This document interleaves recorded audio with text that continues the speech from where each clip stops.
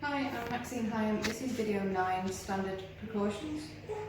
I'm using the cheat sheet. On the back of the cheat sheet is a different video, just in the same file. So we're going to start with demonstrating the safe removal of a shark into our container. This is our container that we use, our shark container. We have our shark. Similar than that it's been used, I'm going to take the shark. I'm going to pop the shark in here and slide it across and pull the shark off, leaving the syringe. The syringe will then, and the cap, will pop in the bin. So,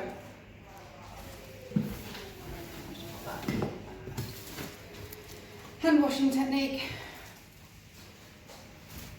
We use the right hand sink for hand washing. I'm going to use a natural pH balanced soap. I'm going to wet my hands. I'm going to wash my hands in between the fingers, back of the hands. This usually takes about 15 seconds to do, making a nice lather.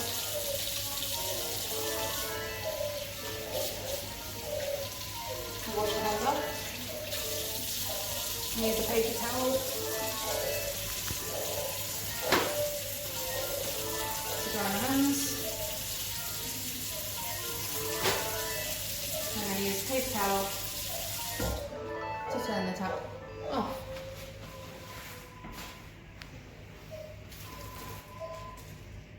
Washing your hands should be undertaken before and after you do anything. You don't want to cross-contaminate the...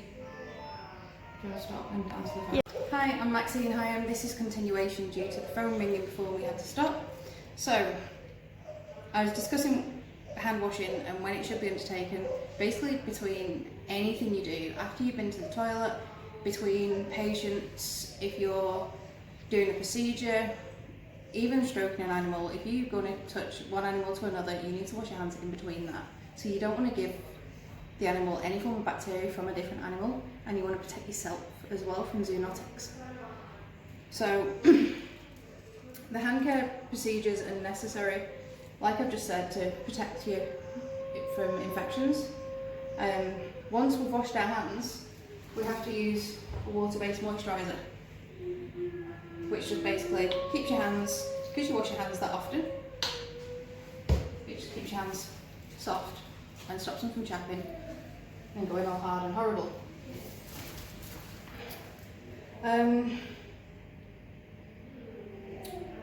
Dealing with a cut on your hand. Use a waterproof band-aid. I have got a little cut on my fingers, so I've got a waterproof band-aid. I've cleaned the cut, scrubbed it, made sure it's all clean. I'm going to pop the band-aid on. If there's somebody around, generally you get them to help. So you cover it and it's completely covered. And personally, I then pop on a glove on top to keep it waterproof, keep away any form of bacteria, and I'm also not infecting anything else.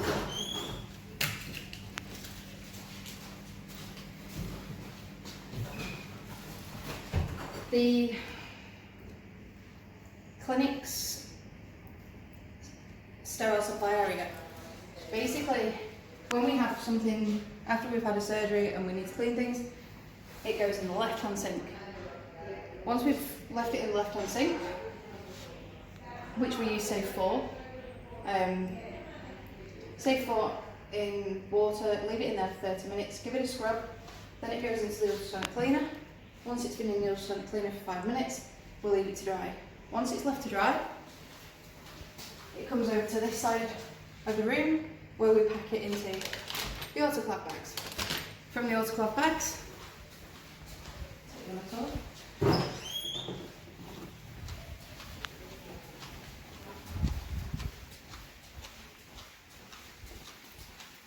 it comes through here into the basket ready for going in the autoclave. Once it's been in the autoclave and come out, we don't have drying racks in a surgery where you've got everything gold standard. You'd have a drying rack that you put on and let things dry. From there, it goes into our sterile supply area, which is labelled for your stitch-up kits, your spay kits, and everything else, even down to your swabs and your tips. Okay, you can pause it.